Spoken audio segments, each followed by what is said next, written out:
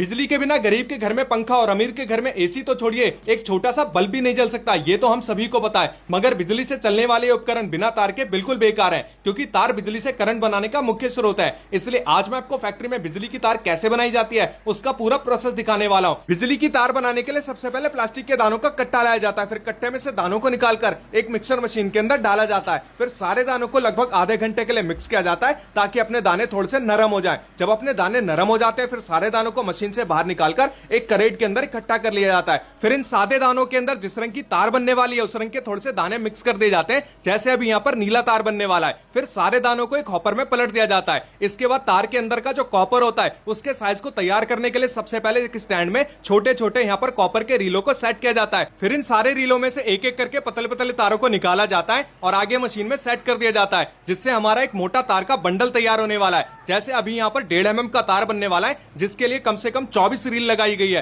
तो ये देख सकते हैं मशीन में इस तरीके से सारी पतली पतली जो रीलें होती हैं वो आगे बढ़ती रहती हैं, जिससे हमारा एक मोटा पूरा बंडल बनके तैयार हो जाता है। जब अपना बंडल बनके तैयार हो जाता है, इसे मशीन से बाहर निकाला जाता है। फिर इस बंडल को उठा के एक दूसरे वाले स्टैंड में सेट किया जाता है। इसके बाद यहाँ से तार बनाने का जो मेन प्रोसेस है वो भी स्टार्ट हो जाता है, जिसके लिए भैया ने तार के बंडल में से तार को निकाला है और इसको तार बनाने वाली मशीन के डाई में सेट कर दिया है। जिस भी साइज की तार बनने वाली होती है उसी साइज का यहाँ पर डाई भी सेट किया जाता है और इसको हॉपर वाली मशीन के साथ जोड़ दिया गया है। फिर इसके नीचे हीट लगा दिया जाता है। अब इस कॉपर के तार को एक पुराने वाले तार के साथ जोड़ा जाएगा, बांधा जाएगा, ताकि इस कॉपर के तार को आगे खींचने में मदद मिले। फिर डाई को अच्छी तरीके से हॉपर वाली मशीन के साथ जोड़ दिया जाता है। मशीन का सारा सेटअप होने के बाद कॉपर के ऊपर जो प्लास्टिक होता है उसको चढ़ाने के लिए सबसे पहले मशीन में से प्लास्टिक का एक वेस्ट निकलता है, जिसको तोड़ के अलग कर दिया जाता है। फिर प्लास्टिक का जो सही शेप होता है वो कॉपर के ऊपर इस तरीके से चढ़ने लगता है और पीछे से भी मशीन को चालू कर दिया जाता है, जहां से अपनी कॉपर की जो तार होती है वो इस तरीके से मशीन में आगे बढ़ती रहती है और प्लास्टिक के साथ मिक्स होकर तार का शेप लेती रहती है। अभी आपको लग रहा होगा कि तार के ऊपर जो ये नीली प्लास्टिक है